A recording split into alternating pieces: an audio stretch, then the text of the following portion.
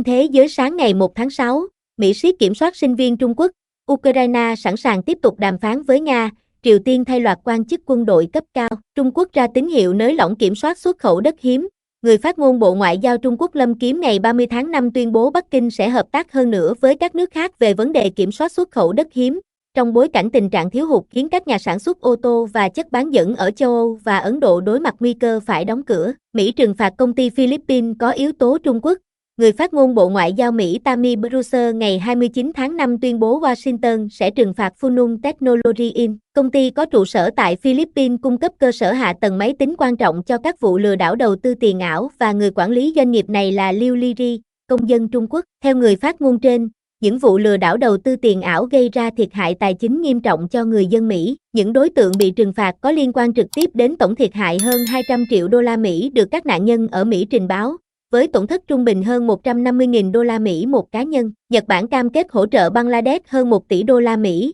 Ngày 30 tháng 5, chính quyền Bangladesh thông báo Nhật Bản sẽ cung cấp khoản hỗ trợ hơn 1 tỷ đô la Mỹ cho quốc gia Nam Á này trong các lĩnh vực ngân sách, nâng cấp đường sắt và hệ thống giáo dục. Cam kết trên được đưa ra trong khuôn khổ chuyến công du Nhật Bản của lãnh đạo lâm thời Bangladesh Mohamed Yunus. Triều Tiên đe dọa đáp trả Mỹ bằng nghệ uy lực mạnh mẽ. Truyền thông nhà nước Triều Tiên ngày 30 tháng 5 dẫn lời Bộ trưởng An ninh Ri Chang-dae cáo buộc Mỹ đe dọa nền tảng hòa bình toàn cầu thông qua các chính sách bá quyền đơn phương, đồng thời tuyên bố Bình Nhưỡng sẽ đáp trả bằng nghệ uy lực mạnh mẽ. Tuyên bố trên được Bộ trưởng An ninh Triều Tiên đưa ra ngày 28 tháng 5 trong khuôn khổ chuyến thăm Nga. Bộ trưởng Triều Tiên cũng khẳng định, chúng tôi sẽ không bao giờ im lặng trước bất kỳ hành động thù địch nào đe dọa quyền tự chủ, phẩm giá của đất nước và hạnh phúc của người dân, đồng thời nhấn mạnh Bình Nhưỡng sẵn sàng đáp trả bằng uy lực mạnh mẽ. Bên cạnh đó, ông Ri Chang-dae cũng bày tỏ quyết tâm liên kết chặt chẽ với Nga và bày tỏ quyết tâm của Triều Tiên trong việc xây dựng một thế giới đa cực, bình đẳng và đảm bảo hòa bình, an ninh toàn cầu. Trung Quốc công bố hệ thống AI đầu tiên có khả năng phát hiện đầu đạn hạt nhân. Tờ South China Morning Post đưa tin, các nhà khoa học Trung Quốc đã phát triển hệ thống trí tuệ nhân tạo, AI, đầu tiên trên thế giới có khả năng phân biệt đầu đạn hạt nhân thật với mồi nhử mà không làm lộ chi tiết thiết kế. Hệ thống này được phát triển bởi một nhóm các nhà khoa học của Viện Năng lượng Nguyên tử Trung Quốc, CIAE, một công ty con chủ chốt của Tập đoàn Hạt nhân Quốc gia Trung Quốc. Theo SCMP, công nghệ này có thể được sử dụng trong các cuộc đàm phán kiểm soát vũ khí trong tương lai, nhưng cũng có những lo ngại về nguy cơ rò rỉ liên quan đến AI trong lĩnh vực vũ khí chiến lược. Triều Tiên thay thế một loạt quan chức quân sự cấp cao. Hãng thông tấn Trung ương Triều Tiên, KCNA, ngày 30 tháng 5 đưa tin Bình Nhưỡng đã thay thế các quan chức quân sự cấp cao, bao gồm Cục trưởng Cục Pháo binh và Cục trưởng Cục An ninh của quân đội Triều Tiên. Cuộc họp của Quân ủy Trung ương Triều Tiên dường như nhằm mục đích siết chặt kỷ luật quân đội sau sự cố trong buổi lễ hạ thủy tàu khu trục 5.000 tấn tại xưởng đóng tàu Chongjin, ở tỉnh Bắc Hamgyeong trước sự chứng kiến của ông Kim Jong-un. EU dốc toàn lực đàm phán thương mại với Mỹ. Ủy viên Thương mại Liên minh châu Âu, EU, ngày 30 tháng 5 tuyên bố EU đang dốc toàn lực để đạt được một thỏa thuận với Mỹ nhằm tránh các biện pháp thuế quan sâu rộng, sau khi các thẩm phán Mỹ ra phán quyết rằng các biện pháp gây tranh cãi này là vi hiến. Trước đó, Tổng thống Mỹ Donald Trump ngày 23 tháng 5 đã đe dọa, nhưng sau đó hoãn lại, việc áp thuế quan lớn đối với hàng hóa EU, bày tỏ thái độ thất vọng rằng các cuộc đàm phán với EU không đi đến đâu.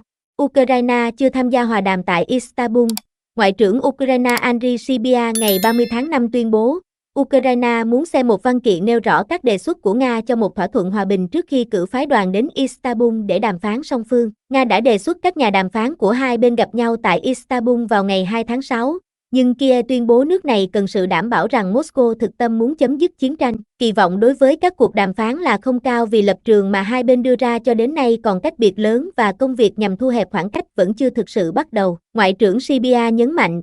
chúng tôi muốn chấm dứt cuộc chiến này trong năm nay, và chúng tôi quan tâm đến việc thiết lập một thỏa thuận ngừng bắn, dù là 30 ngày, 50 ngày hay 100 ngày. Thổ Nhĩ Kỳ muốn tổ chức hội nghị thượng đỉnh 4 bên về Ukraine. Ngoại trưởng Thổ Nhĩ Kỳ Hakan Fidan ngày 30 tháng 5 bày tỏ hy vọng Nga và Ukraine sẽ hoàn thành phần lớn công việc liên quan các vấn đề kỹ thuật tại vòng đàm phán tiềm năng tiếp theo nhằm chấm dứt xung đột. Ông Fidan khẳng định Ankara muốn tổ chức một hội nghị thượng đỉnh sau đó với sự tham dự của lãnh đạo Thổ Nhĩ Kỳ và Mỹ để đạt được lệnh ngừng bắn bền vững tại Ukraine. Máy bay NATO hạ cánh trên đường cao tốc ở Phần Lan. Các phi công của Không quân Hoàng gia Hà Lan lái máy bay F-35 Lightning hiện đại và đội ngũ phi công Phần Lan điều khiển chiến đấu cơ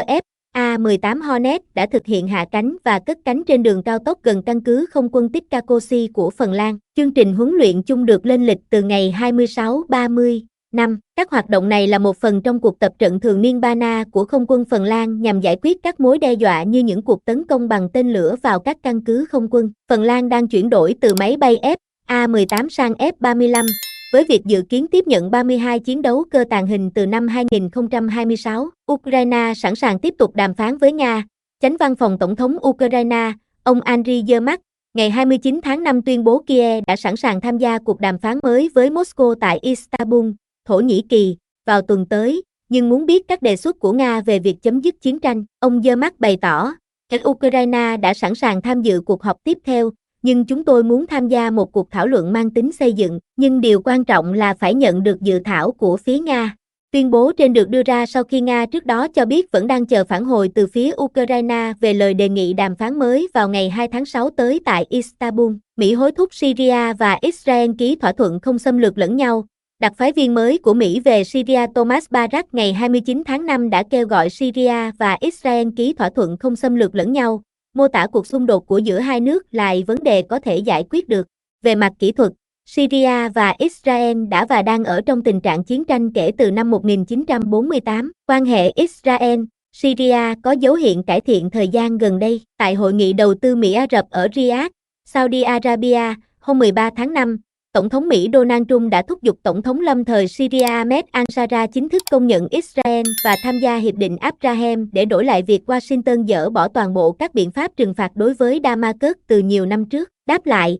ông al-Shara đã thể hiện thiện chí cải thiện quan hệ với Israel. IS tiến hành vụ tấn công đầu tiên vào lực lượng chính phủ mới ở Syria. Tổ chức khủng bố nhà nước Hồi giáo, IS, tự xưng ngày 29 tháng 5 tuyên bố đã tiến hành cuộc tấn công đầu tiên nhằm vào lực lượng chính phủ mới ở Syria, kể từ khi cựu tổng thống Bashar al-Assad bị lật đổ hồi cuối tháng 12 năm ngoái. Trong tuyên bố được thu thập bởi nhóm tình báo SITE, tổ chức phi chính phủ của Mỹ chuyên theo dõi các hoạt động thánh chiến cực đoan, IS khẳng định đã cài thiết bị nổ vào xe của lực lượng Syria ở tỉnh miền Nam Syria. SITE và Tổ chức Giám sát Nhân quyền Syria, SOHR, cho biết đây là cuộc tấn công đầu tiên do IS tuyên bố tiến hành nhằm vào chính phủ mới của Syria. Theo SOHR,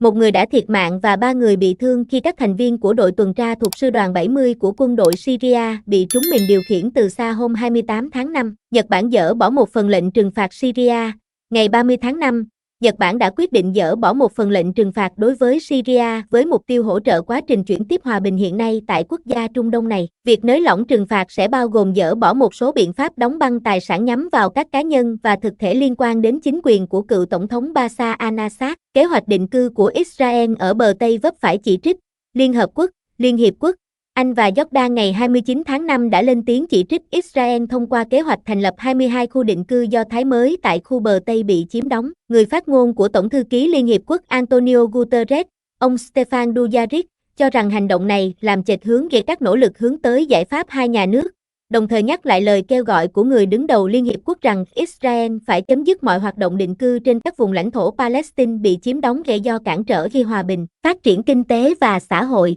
Trong khi đó, phong trào Hồi giáo Hamas cáo buộc Israel đẩy nhanh các bước để do thái hóa đất đai của người Palestine trong một dự án sáp nhập rõ ràng. Hamas chỉ trích hành vi thách thức trắng trợn đối với ý chí quốc tế và vi phạm nghiêm trọng luật pháp quốc tế cũng như các nghị quyết của Liên Hiệp Quốc. Brazil, Pháp thúc đẩy hợp tác thương mại và quốc phòng. Ngày 29 tháng 5, chính phủ Brazil cho biết Tổng thống nước này Lula da Silva sẽ có chuyến thăm chính thức tới Pháp từ ngày 4/9/6 nhằm thúc đẩy hợp tác chiến lược song phương. Một trong những chương trình nghị sự chính trong chuyến thăm là việc thúc đẩy tiến trình đàm phán Hiệp định Thương mại Tự do, FTA, giữa Liên minh châu Âu, EU, và khối thị trường Trung Nam Mỹ, MEXCO, đặc biệt trong bối cảnh Mỹ áp thuế lên các mặt hàng thép và nhôm nhập khẩu. Ngoài ra, ông Lula cũng sẽ đến thăm căn cứ hải quân Toulon, nơi đóng tàu ngầm hạt nhân trong khuôn khổ chương trình hợp tác quốc phòng Brazil-Pháp. Mỹ khẳng định siết chặt kiểm soát sinh viên Trung Quốc. Chính quyền Tổng thống Donald Trump vừa tái khẳng định cáo buộc Trung Quốc đang lợi dụng các trường đại học Mỹ và đánh cắp công nghệ tiên tiến.